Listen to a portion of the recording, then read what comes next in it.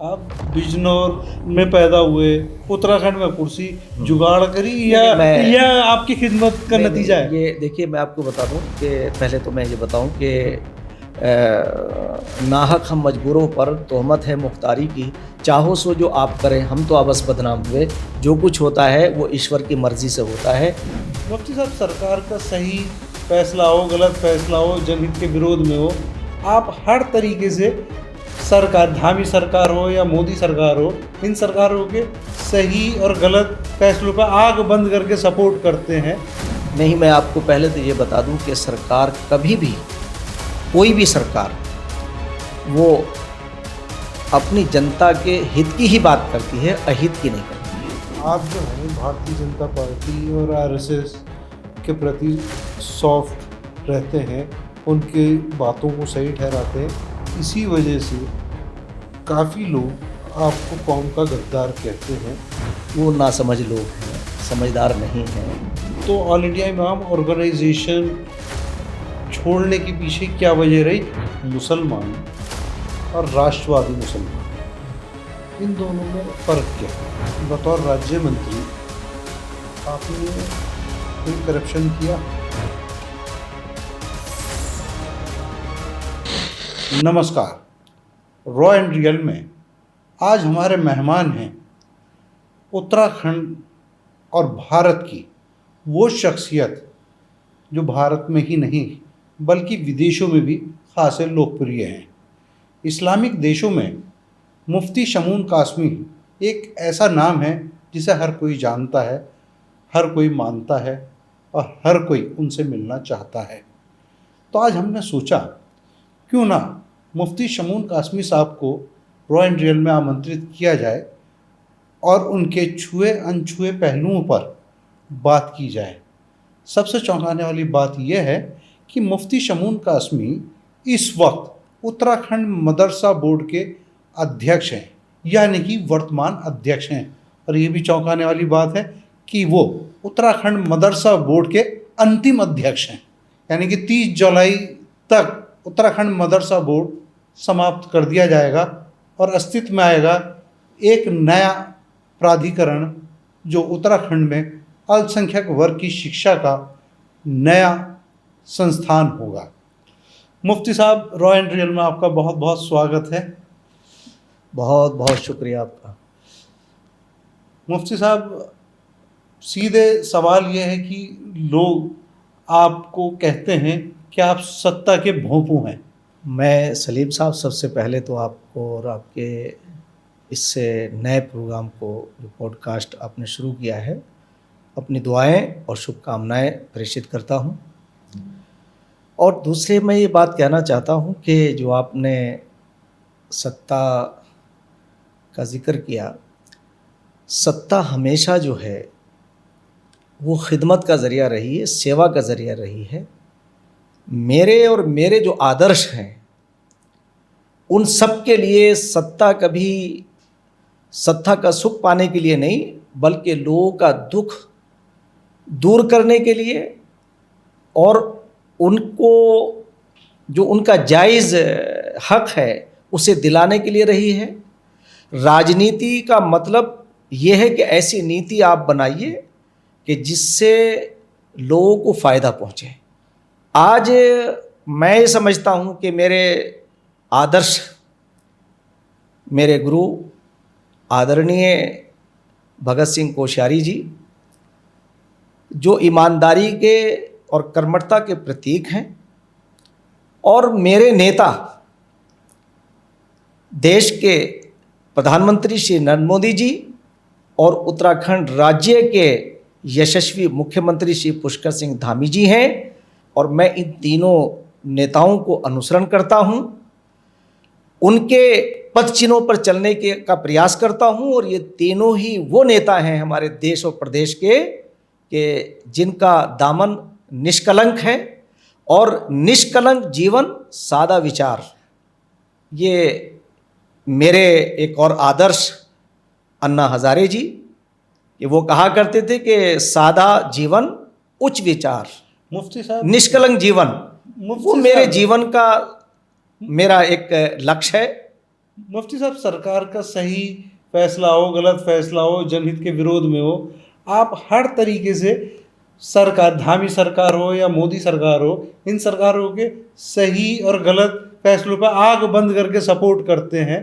तो यानी कि आप सही और गलत का आकलन नहीं करते, या आपने आंख बंद करके कसम खा रखी सरकार जो भी कहेगी कि उसे सही ठहराना है? नहीं, मैं आपको पहले तो ये बता दूं कि सरकार कभी भी, कोई भी सरकार, वो अपनी जनता के हित की ही बात करती है, अहित की नहीं करती है। बस उसे समझने की ज़रूरत है, और मैं पहले उसका मंथन करता हूँ, चिंतन करता हूँ, उसके सारे पहलुओं पर गौर करता हूँ, तब मैं बोलता हूँ। जैसे मिसाल के तौर से जब 2015 में माननीय प्रधानमंत्री श्री नरेंद्र मोदी जी योग को यूएन के पटल से मनवा करके लाए, और विश्व योग दिवस के तौर से उसका चयन हुआ, तो उस वक्त भी मैंने उसी वक्त ये कहा था, आपको याद होगा, स्वामी रामदेव जी योग गुरु, उनके साथ मैंने योग किया नेहरू स्टेडियम के अंदर। और जो ओम के ऊपर बहुत बड़ी बहस चली थी, उस वक्त मैंने ये कहा था कि ओम और अल्लाह दोनों एक हैं। बाद में बड़े बड़े विद्वानों ने माना कि हाँ, ओम ही अल्लाह है, और वो झगड़ा समाप्त हुआ। तो मैं आपसे ये कहना चाहता हूँ कि योग को मैंने उस वक्त कहा था कि धर्मनिरपेक्ष है, जो भी योग करेगा वो निरोग रहेगा। तो वो बात मेरी बिल्कुल आज सब लोगों ने उसे माना। मुफ्ती साहब, आप उत्तर प्रदेश के बिजनौर के रहने वाले हैं, और उत्तराखंड में आके आप उत्तराखंड मदरसा बोर्ड के अध्यक्ष बन गए या बनाए गए, वो तो आप बेहतर जानते हैं। लेकिन आपने उत्तराखंड में भारतीय जनता पार्टी के किसी ना किसी अल्पसंख्यक कार्यकर्ता का हक छीना है, यानी कि आप बाहरी होने के बावजूद उत्तराखंड में आपने ये पद स्वीकार किया या आपने जुगाड़ किया? पहले तो जो मैं आपसे कह रहा था कि जो आपने मुझे कहा पहले कि आप, तो मैं आपसे ये कह रहा हूँ, जैसे अभी माननीय मुख्यमंत्री श्री पुष्कर सिंह धामी जी ने मदरसा बोर्ड को डिज़ोल्व करके जब उसकी जगह पर प्राधिकरण बनाया, तो मैं आपसे ये बात कहना चाहता हूँ कि जब मैंने उसके फ़ायदे और नुकसान पर गौर किया, तो मुझे ये लगा कि इससे मुसलमानों को कोई नुकसान नहीं है। जैसे हमारे मदरसा बोर्ड के अंदर उससे समकक्षता हासिल नहीं थी। हमने 2023 में जब मैंने चार्ज लिया, तो हमने एनसीईआरटी का पाठ्यक्रम उसमें लगाया, और बच्चों ने उसे बहुत ही 2 साल तक बहुत अच्छा प्रदर्शन किया और अच्छा रिजल्ट दिया। अब उन्हीं सारी चीज़ों को देखते हुए जब माननीय मुख्यमंत्री जी ने ये फैसला लिया कि 6 की 6 जो हमारी माइनॉरिटीज़ हैं, अल्पसंख्यक माते हैं, उनका एक प्राधिकरण बनाया, तो मैं आपसे दावे के साथ कह सकता हूं कि इसका जो दूरगामी फायदा होगा वो मुस्लिम बच्चों को मिलेगा। इसलिए मैं ये कहता हूं। मेरा सवाल दूसरा है, जवाब आप दूसरा। नहीं, मैं दे रहा हूं, वो जवाब मैं दे रहा हूं। मेरा सवाल ये है, मैं वो जवाब दे रहा हूं। आपने भारतीय जनता पार्टी के किसी अल्पसंख्यक कार्यकर्ता का नहीं, हक छीना है या जुगाड़ किया है? आप तो उत्तर प्रदेश के रहने वाले, बिजनौर के। नहीं, मैं आपको बता दूं, आपको याद दिला दूं, पहले तो मैं आपको याद दिला दूं, और आप अच्छी तरह जानते हैं कि मैंने आदरणीय मेरे राजनीतिक गुरु, जब वो अन्ना हज़ारे का आंदोलन समाप्त हुआ, तो मैं ये कहकर के अरविंद केजरीवाल से मतभेद मेरा हुआ था कि पार्टी बनाने की बात थी। हमने कहा था कि पार्टी बनाने से मसाइल हल नहीं होंगे, तो मैंने उस वक्त उस आंदोलन को छोड़ दिया था 22 अप्रैल 2012 को। और आदरणीय मेरे आदर्श हैं और मेरी प्रेरणा के स्रोत हैं, मेरे राजनीतिक गुरु भी हैं भगत सिंह कोश्यारी जी, जब उन्होंने मुझे ऑफ़र दी और कहा कि आपको भारतीय जनता पार्टी में आना चाहिए, तो उस वक्त मेरे सामने तो सारे विकल्प खुले हुए थे। मेरे से उस वक्त के पत्रकारों ने पूछा भी कि आप भाजपा में क्यों आए, तो मैं भाजपा में ये समझता था कि और समझता हूँ कि भाजपा में करप्शन नीचे है, देश ऊपर है, और जहाँ देश ऊपर होगा मैं वहीं रहूँगा और मुझे वहीं जाना चाहिए। तो मैं आपको ये बता दूं कि मैंने ये सोचा भी नहीं था कि मुझे ये मौका मिलेगा, और मैंने आने के बाद मेरा सेवा भाव हमेशा से रहा है। मेरा जीवन इसके लिए बिल्कुल खुली हुई किताब की तरह है। आपने जिक्र किया कि मैं उत्तर प्रदेश के बिजनौर में मेरी पैदाइश हुई, और मैंने वहाँ सेक्स सिलेक्शन के ऊपर जब 750 बच्चियाँ रह गई थी और 1000 बच्चे पैदा हो रहे थे, और जो लड़कियां थी उनका पेट के अंदर उन्हें उनका एबॉर्शन करके मरवा दिया जाता था, यानी कन्या भ्रूण हत्या जिसे कहिए। हमने एड्स पे काम किया। जब पोलियो का अभियान, पोलियो आया तो हमने पोलियो के खुराक के लिए मुसलमानों में एक और भ्रांति पैदा हो गई थी कि इस खुराक के पीने से बच्चे पैदा होने बंद हो जाएंगे, तो हमने उस पे काम किया।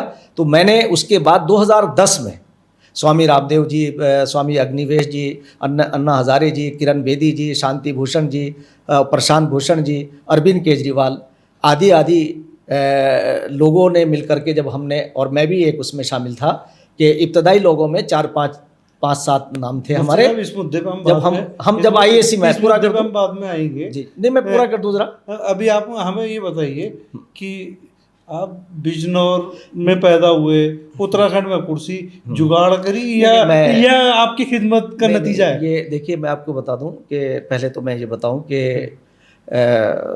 नाहक हम मजबूरों पर तोहमत है मुख्तारी की, चाहो सो जो आप करें, हम तो अबस बदनाम हुए। जो कुछ होता है वो ईश्वर की मर्ज़ी से होता है, और वो मालिक जिससे जहाँ चाहता है वो काम ले लेता है। मुझे उत्तराखंड राज्य से मैंने क्योंकि पार्टी को ज्वाइन किया था, और आपको मालूम है कि आप भी उस वक्त मेरे कुछ उसमें साथ रहे हैं कि हल्द्वानी के अंदर जब भगत दा हमारे इलेक्शन लड़ रहे थे तो माइनॉरिटीज़ ने भर भर के वोट दिए, और हमने उस वक्त कहा कि भाई देखिए ऐसा है कि भारत के अंदर एक ऐसी पार्टी है जो देश को आगे रखती है, और उसका रिज़ल्ट आया कि आपने देखा कि हल्द्वानी से मुसलमानों ने बड़ी तादाद में नैनीताल से वोट दिया, और भगत दा हमारे पार्लियामेंट के अंदर लोकसभा में पहुंचे। और यही नहीं, आपको बता दें कि हमने उस ज़माने के अंदर जब मैंने पार्टी 2014 में ज्वाइन किया था तो हमने श्री राजनाथ सिंह जी के भी उसमें गए, और पूरे उसमें जहाँ जहाँ हम गए, फिर हम कश्मीर भी गए।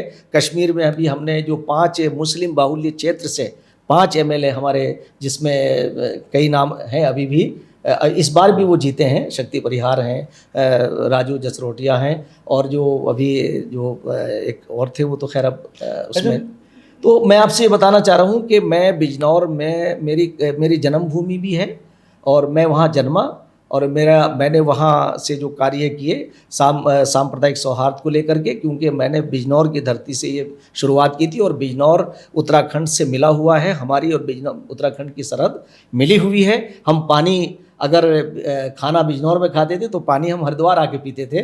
और मेरी हमेशा से जो है उत्तराखंड जब अविभाजित जब उत्तराखंड था, उत्तर प्रदेश था, तब भी हमारा जो है वो ताल्लुक़ देहरादून से और उत्तराखंड से रहा है।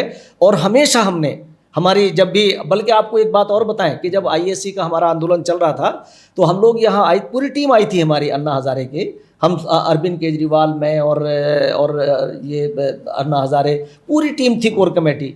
और यहाँ आने के बाद, क्योंकि सबसे पहले यहाँ के मुख्यमंत्री, तत्कालीन मुख्यमंत्री श्री खंडूरी जी ने ये कहा था कि मैं लोकपाल को यहाँ लागू करूँगा अपने प्रदेश के अंदर, तो और हम उस वक्त आए थे और हमने हिमायत की थी। बल्कि हमारे ऊपर उस वक्त आरोप लगा कि हम भाजपा को सपोर्ट कर रहे हैं, और ये भी आरोप लगा कि हम RSS तो हमने ये कहा कि RSS इस राष्ट्र का एक राष्ट्रवादी संगठन है जो राष्ट्र को सर्वोपरि रखता है, और भारतीय जनता पार्टी देश को ऊपर रखती है। पार्टी बाद में है, देश पहले है। अच्छा। तो हमने यहाँ आकर के पूरा हमने प्रचार प्रसार किया। अच्छा मुफ्ती साहब, हर आदमी की एक अपनी ज़िंदगी होती है, आपकी भी अपनी ज़िंदगी है, तो हम अगर आपके छात्र जीवन की बात करें, मुफ्ती की डिग्री मुसलमानों में माना जाता है जस्ट लाइक ए प्रोफेसर, सबसे सीनियर डिग्री मुफ्ती।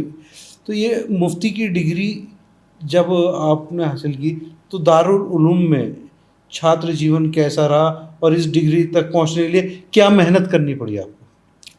देखिए, असल में जो मेरा छात्र जीवन रहा है वो बहुत संघर्षों से भरा हुआ रहा है, और ये भी सच है कि मैंने दारुल देवबंद के ज़माने के अंदर जो मेरी ज़िंदगी में परिवर्तन आया, मेरे गुरु थे स्वर्गीय आचार्य श्री शम्स नवेद उस्मानी साहब। वो बहुत बड़े विद्वान घराने से उनका ताल्लुक़ था। उन्होंने वेदों पर 18 साल रिसर्च किया था, वेदों पर, कुरान को सामने रख करके, और उन्होंने मुझे वो पहला, मैं आज आपने मुझे बहुत पुरानी याद ताज़ा करा दी।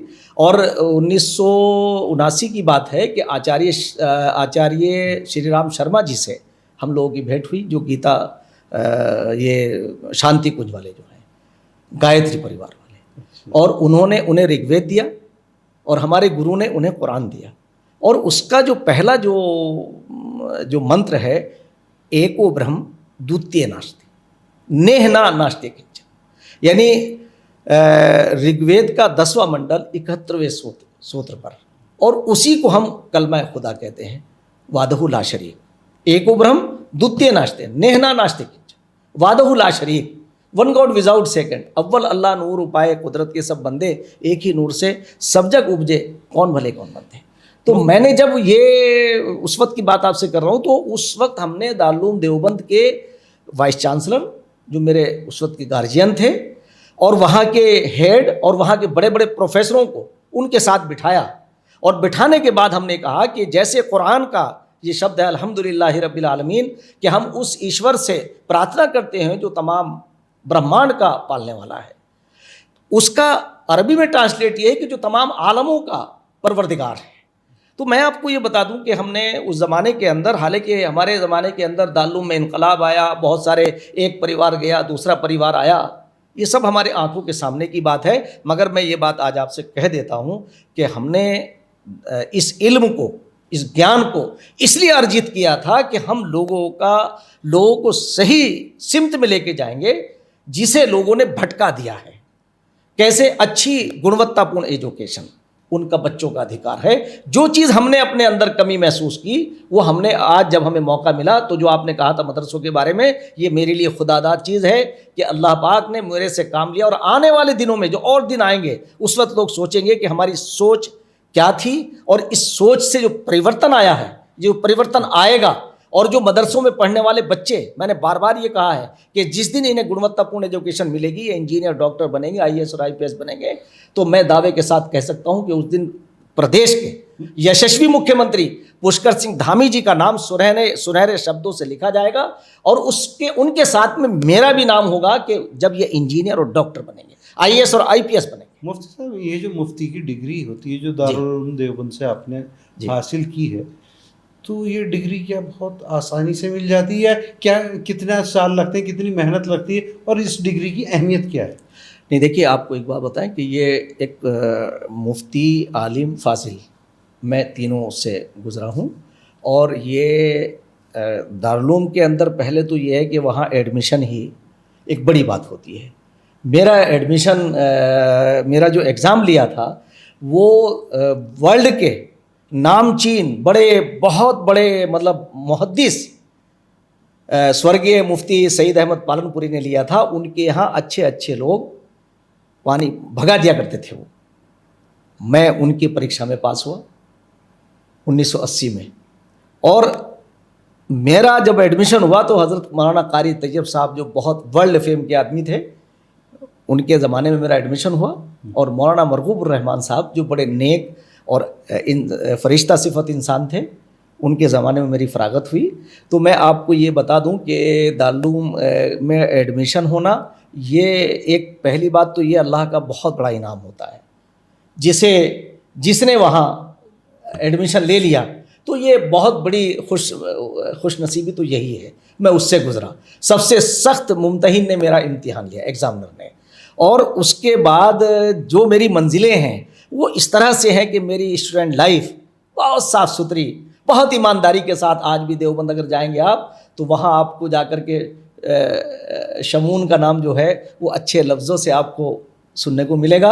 और ये मेरे लिए बड़े फ़ख्र की बात है कि मैं जिस शहर में मेरे 10 साल देवबंद में गुजरे हैं, वहाँ मेरा एक स्वभाव रहा है कि मैं इतने बड़े ज़िम्मेदार इंसान के साथ में रहते हुए भी मैं छोटे से छोटे आदमी को कभी छोटा नहीं समझता था। और हमेशा गरीबों के साथ मेरा बैठना उठना, उनका साथ चलना फिरना ये रहता था। उसका एक्सपीरियंस मुझे हुआ। तो मैं आपको ये बता दूं कि एक तो ये कि मुफ्ती की डिग्री आखिरी डिग्री होती है, जैसे एक रिसर्चर्स होता है, वो तमाम चीज़ों पे रिसर्च करता है, क्योंकि जितने भी दुनियावी या आपके सामने समस्याएं आती हैं, वो इतना एक्सपर्ट होता है कि उस पर फ़ौरन अपनी राय देता है। जैसे आपको बताएं कि मैं आपको ये बता सकता हूँ कि जब ये हमारे देश के अंदर रिफॉर्म आए और हमारे माननीय प्रधानमंत्री श्री नरेंद्र मोदी जी ने 3 तलाक के ऊपर जब वो बिल लेकर के आए तो हमने इसके ऊपर रिसर्च किया, तो 3 तलाक का कोई ताल्लुक जो है इस्लाम से, यानी इस्लाम सबसे ज़्यादा नापसंद करता है, अल्लाह सबसे ज़्यादा नापसंद करता है उस परिवार को जिसमें तलाक हो। अच्छा मुफ्ती साहब, एक चीज़ बताइए, हम अक्सर देखते हैं बहुत सारे टेलीविज़न चैनलों पे पैनल डिस्कशंस होते हैं, किसी का नाम जुल्फ़िकार है, किसी का नाम शमीम है, किसी का नाम सलीम है, XYZ नाम अगर मुसलमान है तो उसे बहस में बिठाया जाता है और उसकी बहस में लिखा जाता मुस्लिम स्कॉलर है। कोई अनपढ़ से भी बदतर दाढ़ी और टोपी वाला आदमी है जिसे अलिफ बाता भी नहीं आता होगा तो उसके आगे भी मुस्लिम स्कॉलर। तो ये जो टेलीविज़न चैनल वाले अक्सर जिन्हें पैनल में बिठाते हैं और मुस्लिम स्कॉलर लिख दिया जाता है, ये क्या है? इसके बारे में आप क्या सोचते हैं?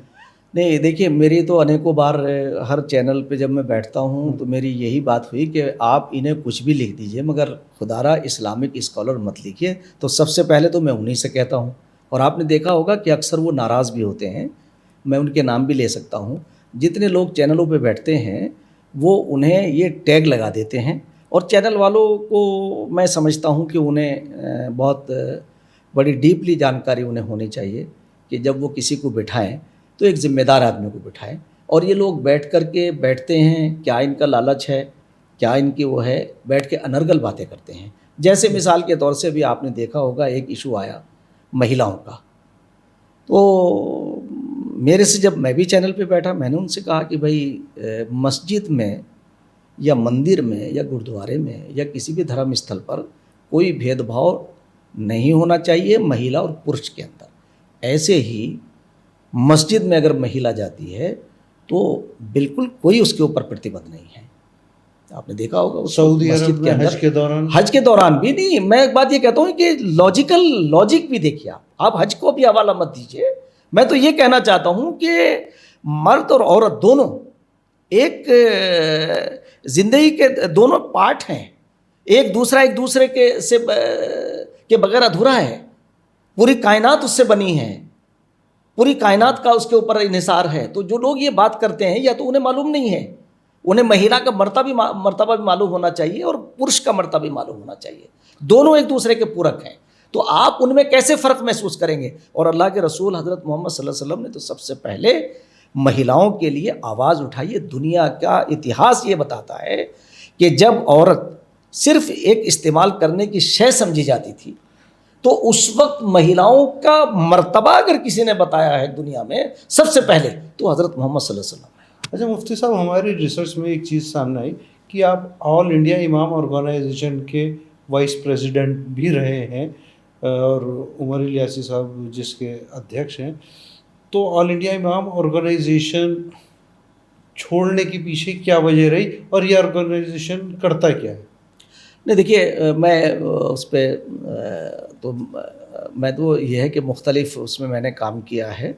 मैंने IAC के प्लेटफार्म पे काम किया, मैंने सर्वधर्म एकता परिषद स्थापित करके सर्वधर्म सम्मेलन कराए, लोगों को पोलियो के प्रति, राष्ट्रीय कार्यक्रमों के प्रति उनमें जागरूकता पैदा की। हमने जनसंख्या विस्फोटक के ऊपर भी काम किया और उस पर भी हमने ये कहा कि भाई जनसंख्या को अगर इस्लामिक तौर से ऑपरेशन के लिए अगर ये कहा गया है, उसकी पाबंदी है, तो बग़ैर ऑपरेशन के आप जनसंख्या कंट्रोल कर सकते हैं। और कहीं भी इस्लाम या हज़रत मोहम्मद सल्लल्लाहु अलैहि वसल्लम ने ये नहीं कहा कि आप इतने बच्चे पैदा करें या ऐसा करें, तो सिर्फ क्वालिटी पर ध्यान देना चाहिए, क्वांटिटी पर नहीं। तो इसलिए मैं आपसे ये बात कहना चाहता हूँ कि जो इस्लाम का नज़रिया है वो ये है कि एक जो भी बच्चा पैदा होता है, ये सारे धर्मों का, मैं सनातन धर्म को भी जोड़ता हूँ। मुफ्ती साहब, सवाल मेरा है कि ऑल इंडिया इमाम ऑर्गेनाइजेशन में उपाध्यक्ष थे, क्यों छोड़ा? नहीं, मैं जनरल सेक्रेटरी था। मैं वो मरहूम इलियासी साहब,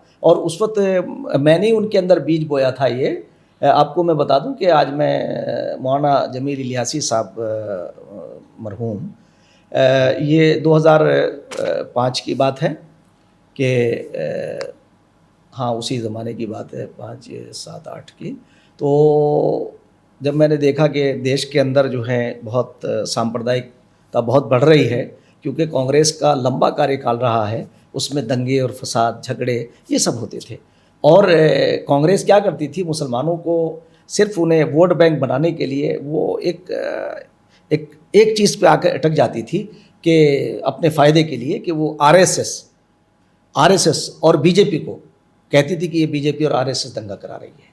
1980 के अंदर जब मुरादाबाद के अंदर दंगा हुआ, भागलपुर के अंदर दंगा हुआ, मेरठ के अंदर दंगा हुआ, तो हमने उस वक्त सोचा कि आखिर ये कैसा देश चला रहे हैं ये लोग, और क्या कहते थे कि आरएसएस दंगा कराती है। तो हमने कहा भाई ये बताओ कि आरएसएस दंगा कराती है, एडमिनिस्ट्रेशन तो तुम्हारे हाथ में है। जब मुरादाबाद के अंदर दंगा हुआ और छोटे छोटे बच्चे कुचल के मर गए, तो हमने कहा भाई ये बताओ कि क्या वो जो अधिकारी था वो आरएसएस का था या बीजेपी का था। विश्वनाथ प्रताप सिंह उस वक्त जो है वो मुरादाबाद में जब दंगा हुआ वो चीफ मिनिस्टर थे, और जब मेरठ में दंगा हुआ तो उस वक्त वीर बहादुर सिंह थे। तो कांग्रेस ने एक काम किया, वोट बैंक बनाने के लिए मुसलमानों को एजुकेशन से दूर किया, आरएसएस से खौफजदा करते रहे। तो उस वक्त हमने ये तय किया कि भाई इसे कैसे हम काटें। तो हमने इमामों का जो संगठन है उसे हमने थोड़ा सा सतर्क करने की कोशिश की। तो मैं इसी शर्त के ऊपर उसमें संगठन में आया कि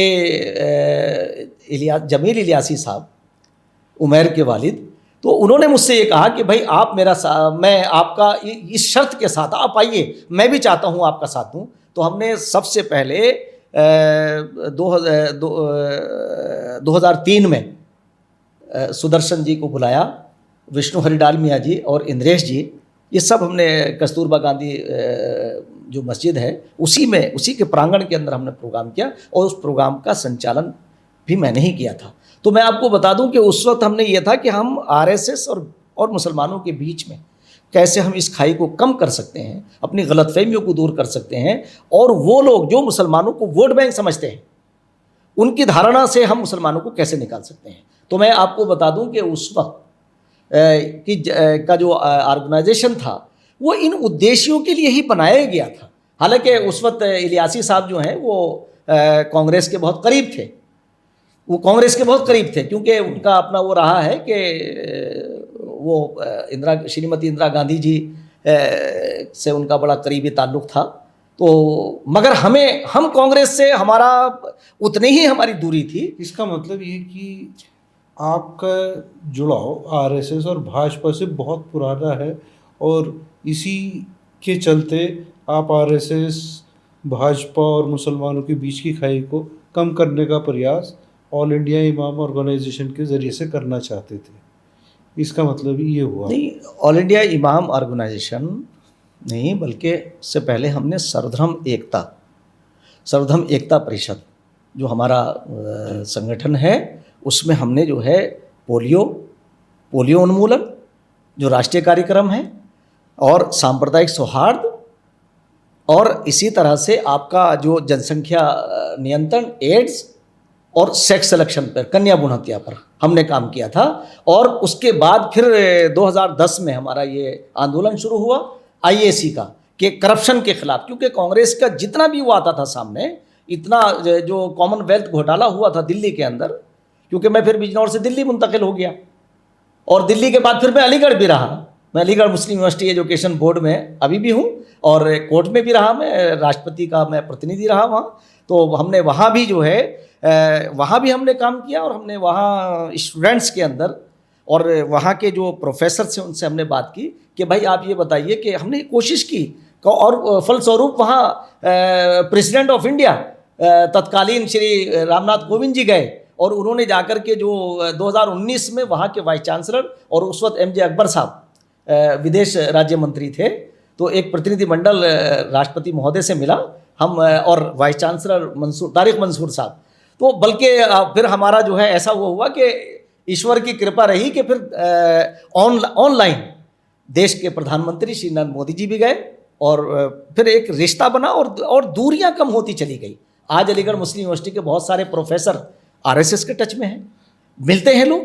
अच्छा मुफ्ती साहब, एक चीज़ बताइए कि जब आपका ये राजनीतिक सफ़र शुरू हुआ 2014 में, आपने भारतीय जनता पार्टी भगत सिंह कोश्यारी जी के कहने पर ज्वाइन की, और बिना शर्त आपने ज्वाइन की। तो आप गवाह हैं उसके? मदरसा बोर्ड की चेयरमैनी तो आपको 10 साल बाद मिली, तो यानी कि 10 साल तक आप एक फ़कीरी का जीवन जीते रहे और फिर अचानक दायित्वधारी बन गए, यानी कि आप सरकारी बसों में सफ़र करते करते सरकारी कार में आ गए। तो ये जो चेंज था, इस चेंज पे आपको कैसा महसूस हुआ था?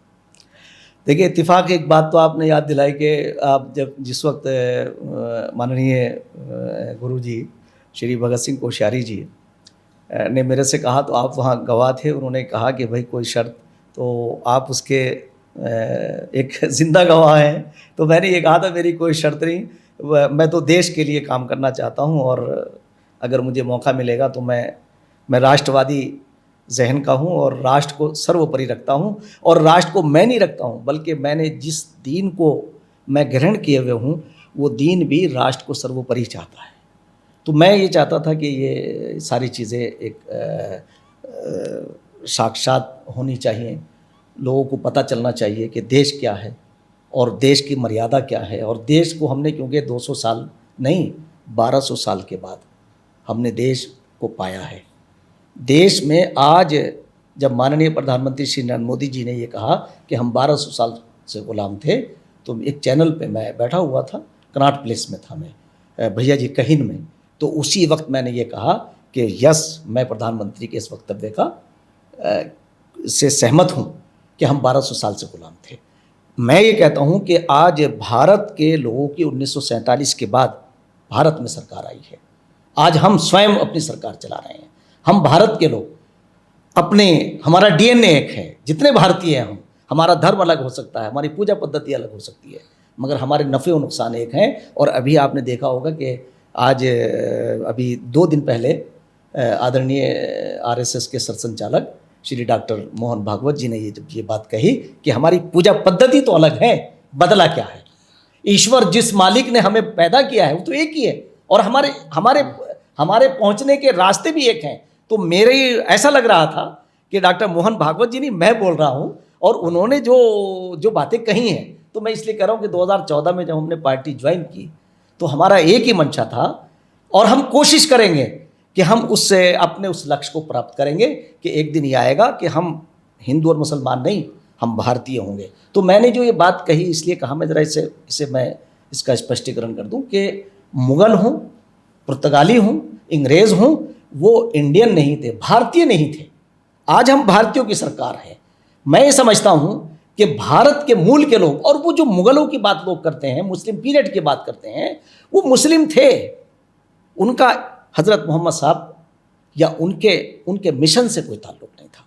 उन्होंने तो, अगर वो लोग हज़रत मोहम्मद सल्लल्लाहु अलैहि वसल्लम को अपना आइडियल मानते, तो जो हालात आज बने हैं वो नहीं बनने चाहिए। अच्छा मुफ्ती साहब, एक चीज़ बताइए, मुसलमान और राष्ट्रवादी मुसलमान, इन दोनों में फ़र्क क्या है?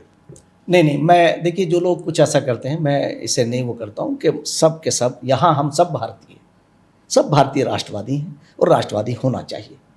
अगर कोई भटक रहा है, जैसे पिछले दिनों आपने देखा कि जो आतंकी घटनाएं हैं वो क्यों घटती हैं, कैसे उनका ब्रेन वॉश होता है, हमें उससे उन्हें बचाने की ज़रूरत है। नई नस्ल को ये सारी चीज़ें, मैं 2016 में इत्तेफाक से सरकार की तरफ से माननीय राजनाथ सिंह जी उस वक्त होम मिनिस्टर थे, तो जब बुरहान वानी का एनकाउंटर हुआ तो बहुत दिन तक, कई महीने जो है कश्मीर बंद रहा। तो हम उस ज़माने में एक सिविल सोसाइटी का एक डेलीगेशन गया, मैं भी उसका एक हिस्सा था। तो हमने वहाँ जाके कश्मीर में लोगों से जाना, पूछा, तो हमें कोई लॉजिक नज़र नहीं आई। तो बस ये लगा कि कुछ परिवार उन बच्चों का ब्रेन वॉश करके अपना पर्सनल फ़ायदा उठा रहे हैं। हमने उनसे पूछा कि भाई आप बताइए, क्या आपको प्रॉब्लम क्या है, देश से, भारत से क्या परेशानी है? तो आपको बताऊं कि उस वक्त मैंने, इत्तिफाक ये है कि मैंने ये कहा था आकर के कि ये 3 परिवारों ने मिल कर के, जो राजनीतिक हैं, अब्दुल्ला परिवार, महबूबा मुफ्ती सईद साहब का परिवार, और कांग्रेस में ये गुलाम नबी आज़ाद, माने कि कांग्रेस ने, इन्होंने मेन स्ट्रीम से मुस्लिम यूथ को काटा है।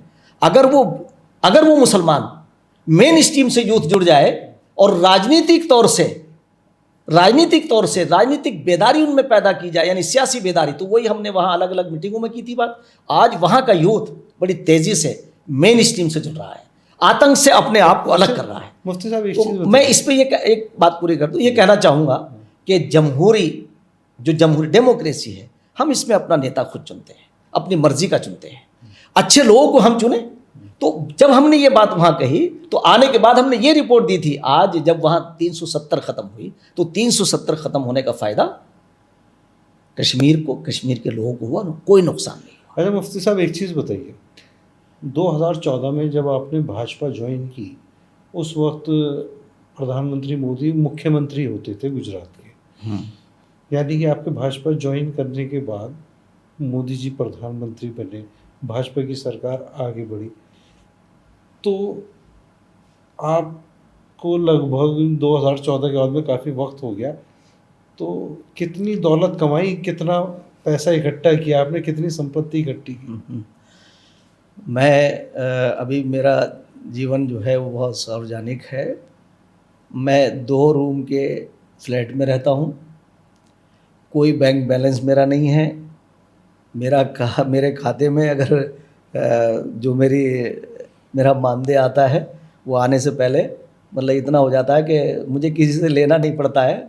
तो मैं तो हैंड टू माउथ पहले भी था, आज भी हूँ, कोई बैंक बैलेंस मेरे पास नहीं है। जब मैं आईएसी में था तो आपको बता दें, ऐशो आराम की मंत्री वाली ज़िंदगी तो आप मिली आपको? मेरी नहीं, आप मेरा रहन सहन जाके देखिए, आपका स्टूडियो शानदार है। मैं जब किसी दिन आप आइए उसकी भी एक वीडियो बनवा लीजिए, मेरे ऑफिस से लेकर के वहाँ तक। मैं तो गाड़ी से नहीं बल्कि अगर कि मैं तो आज भी पब्लिक ट्रांसपोर्ट से चलना अपना आपको ये समझता हूँ कि ये मेरे लिए ये ज़रूरी है। और मैं आपको बता दूं कि 2014 में आपके 3 बेटे हैं।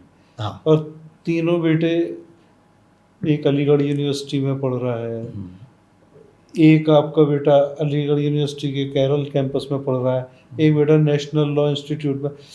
तो ये तो बहुत महंगे महंगे संस्थान है, तो वहाँ खर्चा तो होता होगा, वो पैसा कहाँ से आता है? देखिए असल में कुछ चीज़ें ऐसी हैं, आपको मैं बता दूं कि जो मेरे सारे सरकारी संस्थानों में पढ़ रहे हैं, और सरकारी संस्थानों में इसलिए पढ़ रहे हैं कि ताकि ये भी मैसेज आए कि सरकारी संस्थानों में पढ़ कर के बच्चे टैलेंटेड हो सकते हैं, प्राइवेट एमआईटी में या उन यूनिवर्सिटी में से नहीं पढ़ रहे हैं।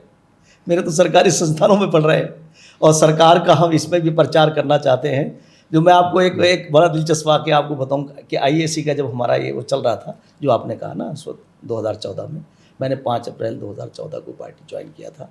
और मेरे उसमें ये लिखा था कि भाई उसमें तो हमने ये तय किया था कि स्वामी रामदेव जी और हम उस संकल्प में शामिल थे कि जब तक ये करप्ट और भ्रष्ट सरकार कांग्रेस की इस देश से नहीं जाती है, हम घर नहीं जाएंगे।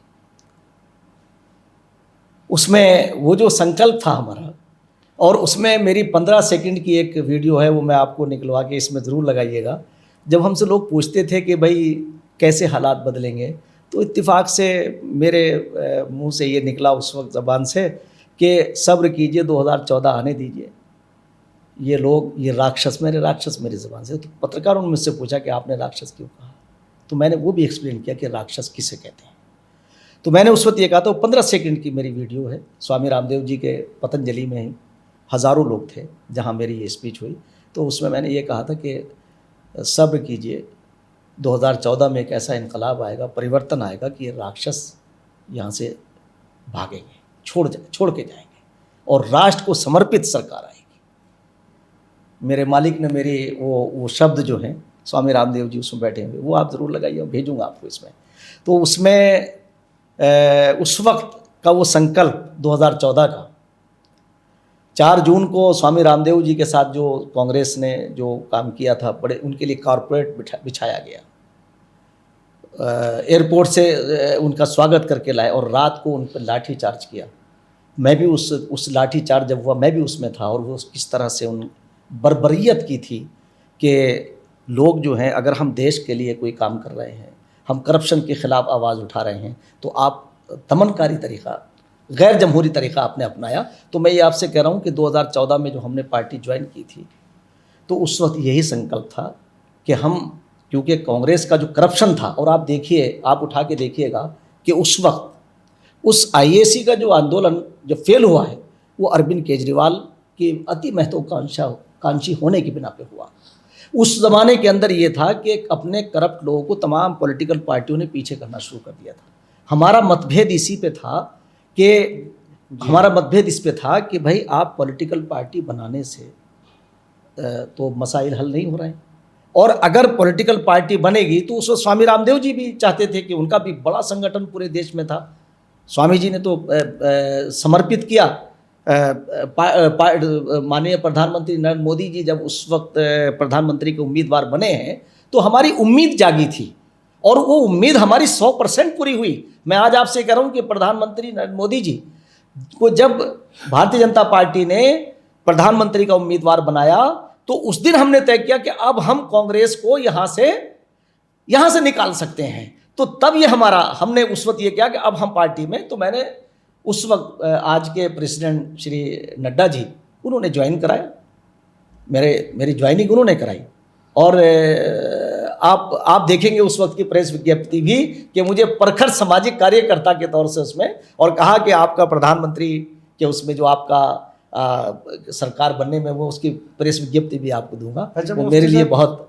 मुफ्ती साहब एक चीज़ बताइए, दायित्वधारी यानी कि राज्य मंत्री का स्टेटस, बतौर राज्य मंत्री आपने कोई करप्शन किया या किसी से अनड्यू? मैं आपको बता दूं कि करप्शन के खिलाफ लड़ने वाले लोग, एक तो वो देखिए, अब मैं जो अरविंद केजरीवाल का जिक्र कर रहा था कि अगर ये आदमी गड़बड़ ना करे और अति महत्वाकांक्षी ना हो, मैंने उस वक्त ये कहा था, ये कह के आया था, मैं, रिकॉर्ड है, तमाम चैनलों में रिकॉर्ड है कि एक दिन आएगा तुम गंभीर परिणाम भुगतोगे, और वो जेल में गया।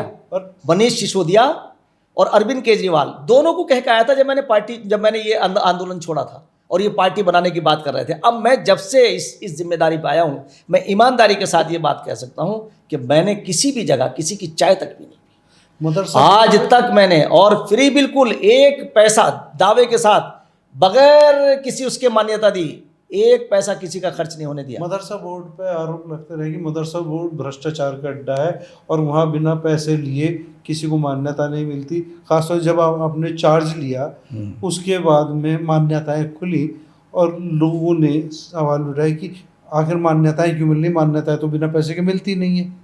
आप देखिएगा, आप जाकर के इसका जायज़ा लीजिए। हमारे ये समझिएगा कि हमने, जब से मैं आया, हमने जितनी एप्लीकेशन हमारे यहाँ थी, जो हमारे यहाँ उसके लिए एलिजिबल थे, हमने सबको मान्यता दी। और ये माननीय मुख्यमंत्री श्री पुष्कर सिंह धामी जी का कुशल नेतृत्व, करप्शन से कोई समझौता नहीं। जब हमारे नेता करप्शन से समझौता नहीं करते, और कितने लोग, और ये देखिए कि पुष्कर सिंह धामी जी एक ऐसे मुख्यमंत्री हैं इस देश के अंदर कि उन्होंने बड़े बड़े रसूखदारों को जेल में डाल दिया। तत्कालीन जिला अधिकारी हरिद्वार, जब उनकी ये सारी चीज़ें सामने आती, आप जैसे पत्रकारों ने उनकी बात को उजागर किया था, और जब वो चीज़ सामने आई और उन्हें पता चला कि इन्होंने ये करप्शन किया है, तो उन्हें सस्पेंड करने में देर नहीं लगाई। कितने लोग कितने जेलों में पहुंच गए। उनका जो सिस्टम है, इसे कहते हैं एक अच्छा शासक। और क्योंकि मैं ये बात कहता हूं कि हमारे देश के माननीय प्रधानमंत्री श्री नरेंद्र मोदी जी, उनका दामन निष्कलंक है और करप्शन फ्री है। इसी तरह से हमारे प्रदेश के माननीय मुख्यमंत्री पुष्कर सिंह धामी जी, उनके दामन पे कोई दाग नहीं मुफ्ती है। साहब, आप वो भी एक साधारण घर के अंदर पैदा हुए और प्रधानमंत्री। मुफ्ती साहब, एक बात आप बार बार कहते हैं कि अरविंद केजरीवाल, मनीष सिसोदिया ये महत्वाकांक्षी हो गए थे, राजनीतिक महत्वाकांक्षाएं थी, ये सत्ता संचालन का हिस्सा बनना चाहते थे। लेकिन महत्वाकांक्षी तो आप भी थे, जब भी तो भारतीय जनता पार्टी की तरफ रुख किया आपने, आरएसएस की तरफ झुकाव आपका रहा, तो महत्वाकांक्षाएं कहीं ना कहीं तो आपके मन में भी रही होगी। और आप पर एक आरोप केजरीवाल की टीम ने भी लगाया था कि आपने उनका स्टिंग ऑपरेशन किया। तो ये रास्ते अलग अलग कैसे हुए? देखिए, आपको बताएं कि रास्ते, आपने बहुत ऐसी एक बात छेड़ी है कि हम लोग लोकपाल के लिए, जन लोकपाल के लिए हम लड़ाई लड़ रहे थे, और उस वक्त एजेंसियों की स्वतंत्रता की बात कर रहे थे। स्वर्गीय मुलायम सिंह यादव मेरा एक सफ़र हुआ, मैं लखनऊ जा रहा था, बाराबंकी एक प्रोग्राम में चीफ गेस्ट था, उन्होंने टिकट भेजा था मुझसे प्लेन का। इत्तेफाक मेरे बराबर में मुलायम सिंह की सीट, तो मुलायम सिंह एक ज़ाहिर पुराने नेता थे, वो उनसे मेरी बात हो रही है, मैं उनसे कह रहा हूँ कि उन्होंने मुझे एक तथ्य बताया कि कांग्रेस ने अपने ज़माने के अंदर जितने नॉन कांग्रेसी चीफ मिनिस्टर थे सबको जेल, सबके पीछे सीबीआई लगा दी। तो मैंने उनसे उसी वक्त कहा कि फिर माननीय नेताजी, हम तो लोकपाल की लड़ाई लड़ रहे हैं, आप लोकपाल को दरोगा क्यों कह रहे हैं कि ये दरोगा, लोकपाल दरोगा हो जाएगा, हमें जेल में डाल देगा। तो मुलायम सिंह उस वक्त थोड़े एकदम अनकंफर्टेबल हो गए।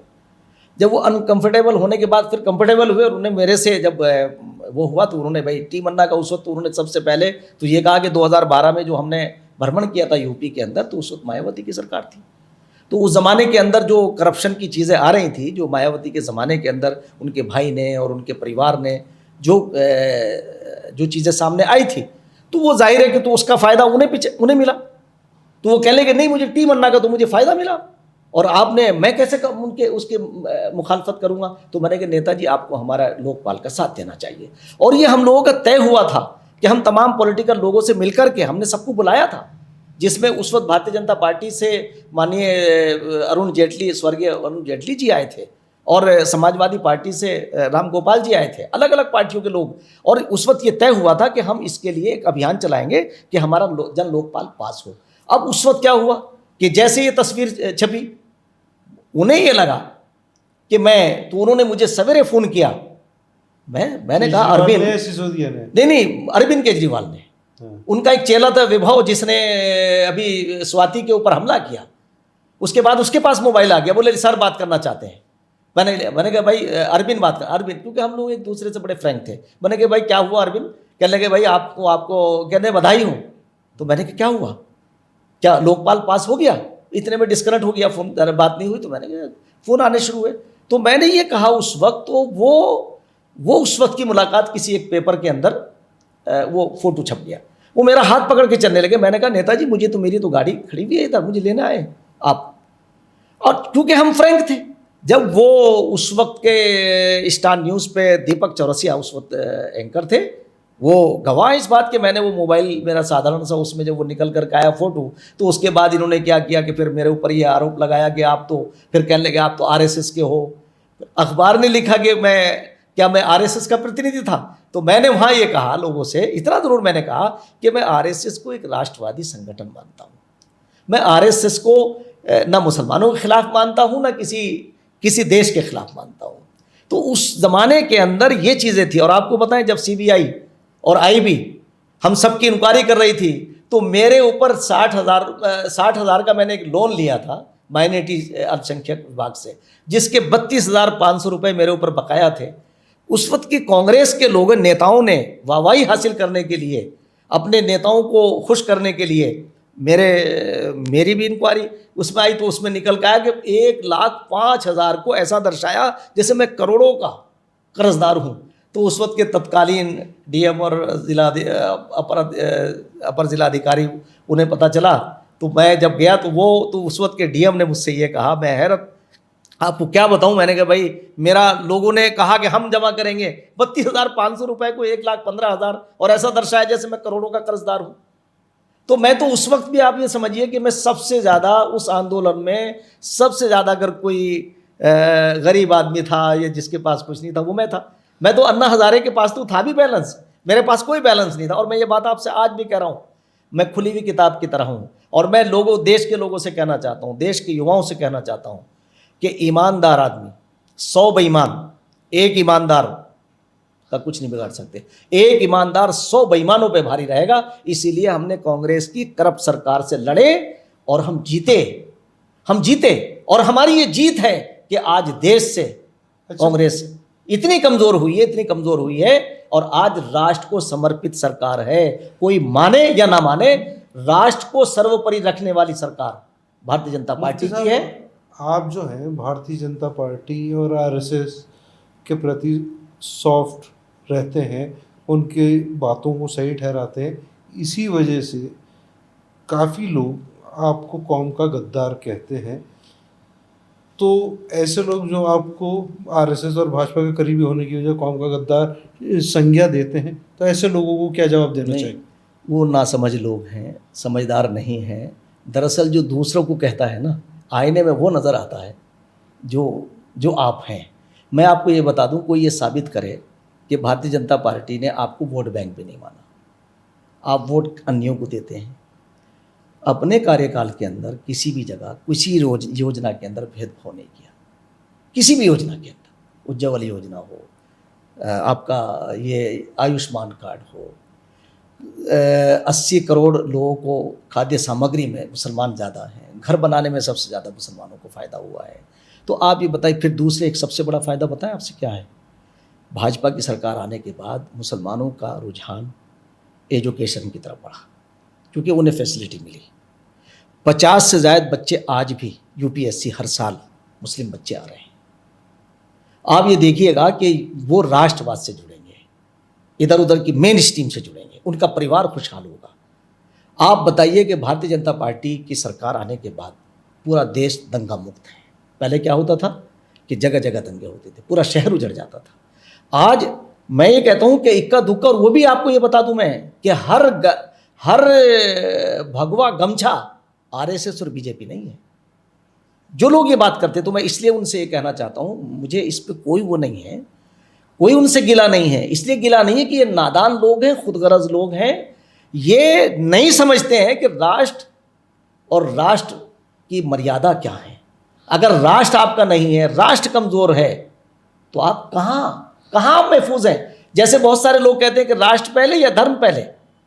मैं ये कहता हूं कि राष्ट्र पहले यूं है कि अगर राष्ट्र कमजोर होगा तो कहां होगा धर्म और कहां होंगे धर्माचार्य। दूसरी बात, आप पर धर्म जो है बालिग होने के बाद लागू होता है और नागरिक आप पैदा होते ही बन जाते हैं। अब आपको मैं एक बात और कहना चाहता हूं, जो लोग ये कहते हैं, दरअसल मुसलमानों का एक तबका है जिसने मुसलमानों को मेन स्ट्रीम से काटा, और वो कौन है मैं आपको बताना चाहता हूँ। मैं इससे पहले एक सवाल कर देता हूँ, कनेक्टिंग वाला सवाल, कि पढ़े लिखे मुसलमान, आला ख़ानदान के मुसलमान, जिन्हें बड़ा मुसलमान कहा जाता है, मुस्लिम लीडर कहा जाता है, वो आरएसएस और भाजपा का हौवा दिखाते हैं, उनका खौफ दिखाते हैं। और भाजपा में इसी वजह से मैंने देखा है कि अल्पसंख्यक मोर्चे में क्वालिफाइड पढ़े लिखे मुसलमानों की बहुत ज़्यादा तंगी है भाजपा संगठन में।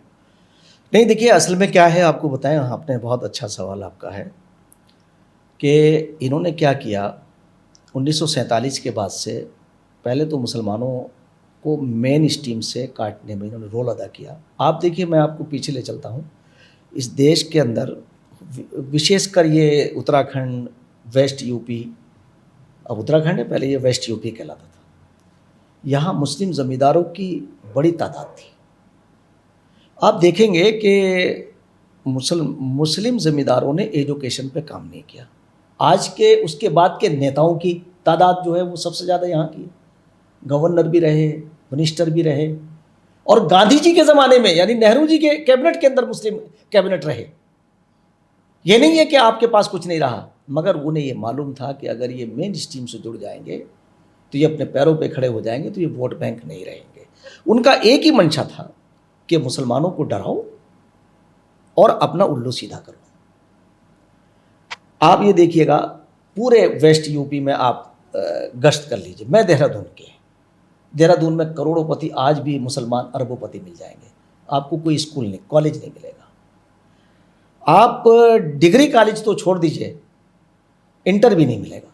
विशेषकर लड़कियों के नहीं मिलेगा, विशेषकर लड़कियों का एक भी। पूरे आप मेरठ में अब बना है आपका जो फैजान डिग्री कॉलेज। आप 1947 के बाद जब से देश आज़ाद हुआ है तब प्रोग्रेस हुई है। उससे पहले तो यहाँ नवाब, ज़मींदार ये मुसलमान थे। क्यों नहीं इन्होंने एजुकेशन पे काम किया? क्योंकि उन्होंने इन्हें मजदूर बना के रखना था। वो जानते थे कि कल जब डेमोक्रेसी आएगी तो उसमें भी ये हमारे अधीन रहेंगे। और एक चालाक तबके ने इल्म को अपने यानी उस ज्ञान को अपने पास से निकलने नहीं दिया। मैं तो आज ये कहता हूं कि जो लोग ये कहते हैं, मैं चैलेंज के साथ एक बात कह रहा हूं कि वो मुझे साबित करेंगे कि हम राष्ट्रभक्त हैं, हम कौम भक्त हैं, हम इंसानियत के मसीहा की हैसियत से हैं। ये लोग इंसानियत के दुश्मन हैं, कौम के दुश्मन हैं, मुल्क के दुश्मन हैं। कैसे कि मौलिक अधिकार है एक बच्चे को सही एजुकेशन मिलना, अगर आप उसके मौलिक अधिकारों का हनन कर रहे हैं तो आपको ईश्वर भी माफ़ नहीं करेगा। अब वो कैसे? आज मैं आपको ये बात एक बहुत उसके साथ एक बात कह रहा हूँ और चैलेंज के साथ कह रहा हूँ ये बात। 94% बच्चे मुसलमानों के भारत के अंदर, खासतौर से वेस्ट यूपी और उत्तराखंड के अंदर हिंदुओं के स्थापित स्कूलों में शिक्षा ग्रहण कर रहे हैं। हिंदुओं के स्थापित, और वो उन हिंदुओं के जो आरएसएस से जिनकी बैकग्राउंड है, उन स्कूलों के अंदर बच्चे अच्छी एजुकेशन हासिल करके आईएएस और आईपीएस बन रहे हैं, अच्छे वकील बन रहे हैं, अच्छे इंजीनियर बन रहे हैं। वरना आपको मैं बता दूं कि अगर ये 94% मेरी रिसर्च है, ये कोई अगर इसके खिलाफ आए, कोई बड़े से बड़ा इनमें आकर के कहे और ये साबित करे इस चीज को कि तुम देश के भी गद्दार हो, कौम के भी गद्दार हो, और अपनी जो आने वाली जनरेशन है या मौजूदा जनरेशन है उनके साथ भी आपने ज्यादती की है। अब मैं आपको यही बता दूं, 40 साल की राजनीति किए हुए हैं, 40 साल से राजनीति कर रहे हैं, एक छोटा सा स्कूल नहीं बनाया। अंत में मैं आपसे एक सवाल करना चाहूँगा कि वर्तमान में आप मदरसा बोर्ड उत्तराखंड के अध्यक्ष हैं और उसी मदरसा बोर्ड के आखिरी अध्यक्ष भी आप ही हैं।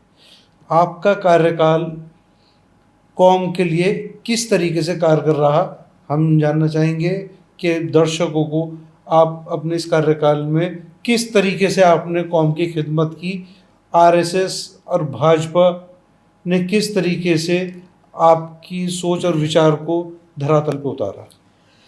सलीम साहब, आप इसके लिए गवाह हैं क्योंकि बहुत सारी चीज़ें आपसे ही होकर गुजरती हैं।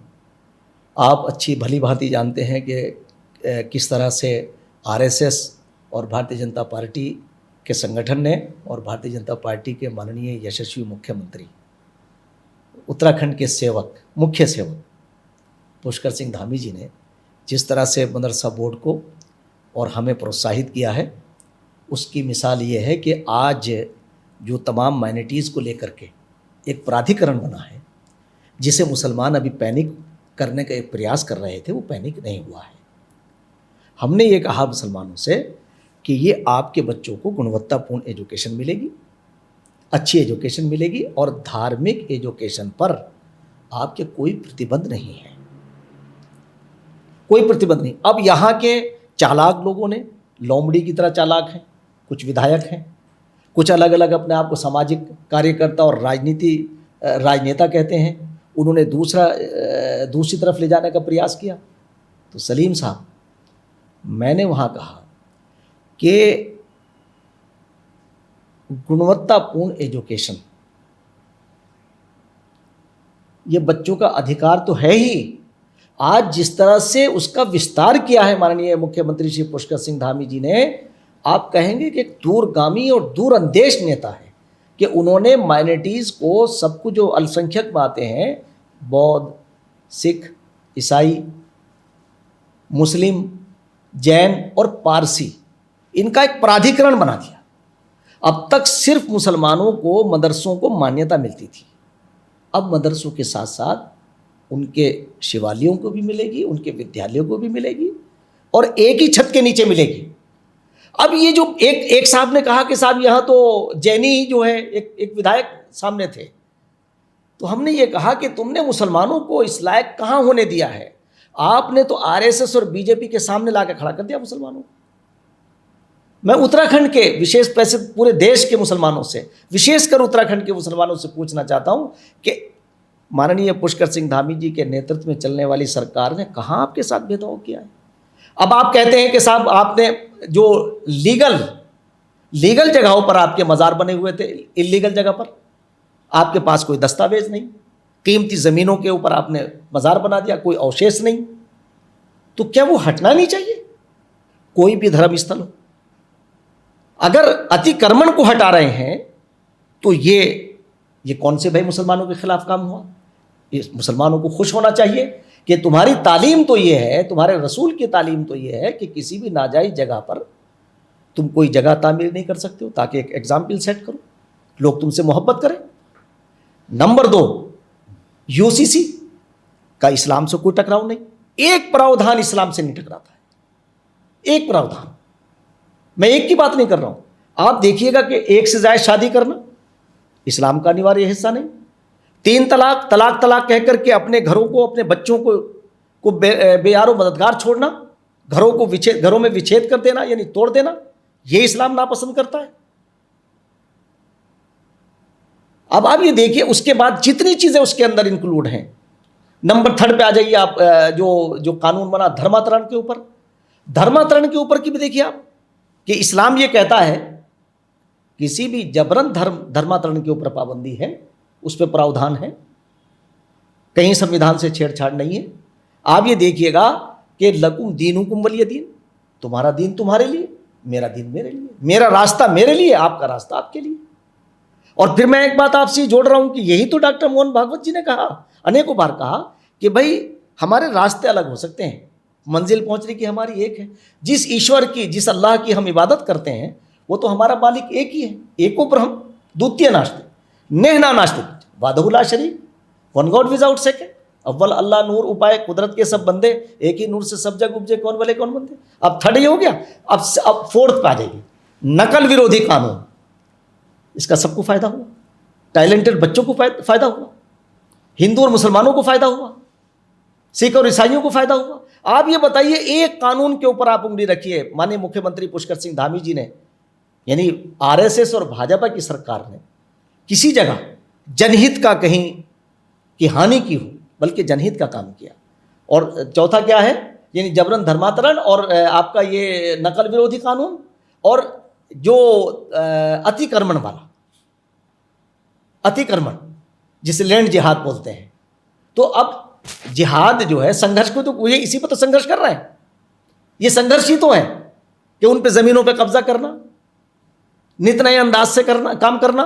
तो मैं आपको ये बता दूं कि आज आने वाले दिनों में उत्तराखंड राज्य जो भी कानून बनाता है वो पूरा देश उसका अनुसरण करता है। तो इसलिए मैं आपसे एक बात ये कहना चाह रहा हूँ कि जिन लोगों ने मुसलमानों को ख़ास तौर से मेन स्ट्रीम से काटा है, आने वाला समय उन्हें बिल्कुल अलग थलग कर देगा। और जो आपने मोर्चे की बात की, मैं आपको ये बता दूं कि अभी हमारी माननीय मेरी प्रदेश अध्यक्ष श्री महेंद्र भट्ट जी से और अन्य लोगों से बात हुई। लोग जुड़ना चाहते हैं, लोग जुड़ना चाहते हैं, क्योंकि भारतीय जनता पार्टी ने जिस तरह से काम किया है वो एक अनुसरणीय नहीं, उल्लेखनीय नहीं, वो बहुत ही, मैं समझता हूँ कि एक एग्जाम्पल सेट किया है। और वो आने वाले दिनों में, आपने देखा होगा पिछले दिनों 5 हमारे पार्लियामेंट के मेंबर हमारे जीत के गए। और मुस्लिम बाहुल्यों से जहाँ मुसलमानों की तादाद बहुत अच्छी है, क्योंकि हम उन जगहों पे गए भी हैं, तो मुसलमान जुड़ रहा है, करीब आ रहा है। और माननीय मुख्यमंत्री जी का जो स्वभाव है, जो उनकी सौम्यता है, वो लोगों को करीब ला रही है। वो सारे समुदायों को साथ जोड़ के चल रहे। तो जो मैंने आपसे कहा था ना कि जो प्राधिकरण बनना है इन 6 समुदायों को लेकर के, तो उसमें मुसलमानों को, कोई मदरसों वालों को कोई नुकसान नहीं होगा। जैसे आप पहले से आप पढ़ाते आ रहे हैं अपनी दीनी तालीम, मगर हाँ, आपको गुणवत्तापूर्ण एजुकेशन, जो हमारे पास समकक्षता नहीं थी, वो समकक्षता ना होने के कारण हमारे बच्चों के सर्टिफिकेट की कोई हैसियत नहीं थी। आज विद्यालय परिषद का सिलेबस जब आप पढ़ाएंगे तो आपको, आपके बच्चे इंजीनियर बनेंगे, डॉक्टर बनेंगे, आईएएस और आईपीएस बनेंगे। मुफ्ती साहब, आपने इतना वक्त दिया इसके लिए बहुत बहुत शुक्रिया। Thank you. तो ये थे मुफ्ती शमून अहमद कासमी, उत्तराखंड मदरसा बोर्ड के अध्यक्ष, जिन्होंने सीधे तौर पर माइनॉरिटी एजुकेशन अथॉरिटी के गठन को उचित ठहराया और मदरसा बोर्ड के जो इसे भंग किया जा रहा है उसे सही ठहराया है। तो मुफ्ती साहब का कहना है कि मुख्यमंत्री का ये जो विज़न है, ये जो सोच है, अल्पसंख्यक समुदाय के लिए दूरगामी परिणाम देगा, उसके नतीजे अच्छे होंगे। यानी कि अल्पसंख्यक वर्ग में आने वाला हर बच्चा माइनॉरिटी एजुकेशन अथॉरिटी के तहत गवर्न होगा और उसे उम्दा किस्म की एजुकेशन मिलेगी। मुफ्ती साहब पर लगे बहुत से आरोप, जो बहुत से इल्ज़ाम लोग मुफ्ती साहब पर लगाते हैं, उन तमाम सवालों को मुफ्ती साहब ने सबका संवेदनशीलता के साथ जवाब दिया और क्या क्या कारण रहे, किस किस घटना पर उन्होंने अपना नज़रिया पेश किया। मुफ्ती साहब 31 जुलाई 2026 तक मदरसा एजुकेशन बोर्ड के अध्यक्ष रहेंगे और 31 जुलाई के साथ ही उत्तराखंड मदरसा बोर्ड का अस्तित्व समाप्त हो जाएगा और जन्म लेगा माइनॉरिटी एजुकेशन अथॉरिटी। फ़िलहाल मोहम्मद सलीम सैफ़ी को दीजिए इजाज़त। नमस्कार।